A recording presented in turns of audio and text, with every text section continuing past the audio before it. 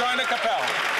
After 9 years of NDP Liberal government, taxes are up, costs are up, crime's up, and time's up. And Canadians are suffering. And the Liberals look around the country and they see tent cities popping up in our communities. They see millions lining up at food banks and families falling further and further into debt. And what do they think is the cause of all these problems? That Canadians aren't paying enough in taxes. That must be why they've already hiked the carbon tax 5 times and why they're going to hike it to 61 cents a litre. How can making everything more expensive provide any relief for Canadians? Exactly.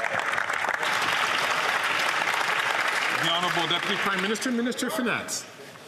Mr. Speaker, I am glad that the Conservatives are finally talking about the economy because it gives me a chance to highlight some good economic news we've had.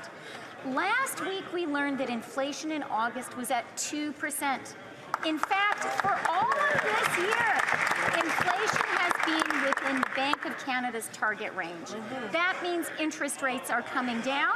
Meanwhile, wages have been outpacing inflation for 19 months in a row. But the Conservatives don't like to talk about that because good news for Canadians is bad news. Yeah, exactly. The Honourable Member from Regina Capel. She can tell all the people lining up at food banks that they've never had it so good, and she knows that prices are not coming down.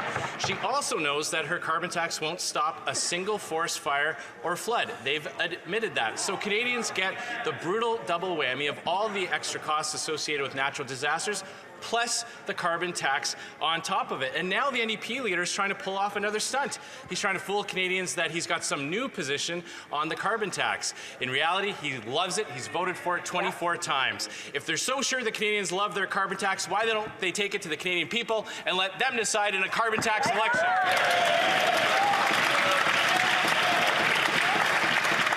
The Honourable Deputy Prime Minister, Minister of Finance.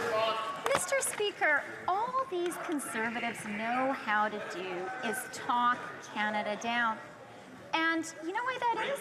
It's because they don't want Canadians to ask themselves what the Conservatives really stand for. That's because the Conservatives have a hidden agenda. Yes. They have a hidden austerity agenda. And it is time for us all to ask ourselves, what would they cut? Would they cut childcare? I think so. Would they cut dental care? I think so. Would they cut our housing plan? There she would. The Honourable Member from Regina Capel. It's Canadians who are cutting back as they've seen their paychecks devalued and prices skyrocket. But it's not just the carbon tax that the NDP and Liberals are hiking. The new tax hike that the government is announcing today will hit the middle class hard. In the middle of a housing crisis, they're raising taxes on carpenters and roofers. In fact, the Canadian Federation of Apartment Associations said this, quote, "The capital gains increase will discourage the construction of new rental homes for Canadians." Why is the government's response to the housing crisis punishing the people who actually build the homes? Right. The Honourable Deputy Prime Minister, Minister of Finance. Mr. Speaker, I am really glad to hear the Conservatives talk about housing because last week we made a very important announcement on housing.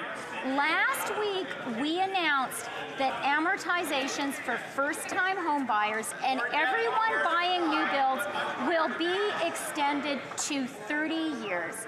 That is going to help young Canadians make the dream of home ownership a reality, and it will get more homes built faster. And I am shocked that the Conservatives are opposed to this essential measure.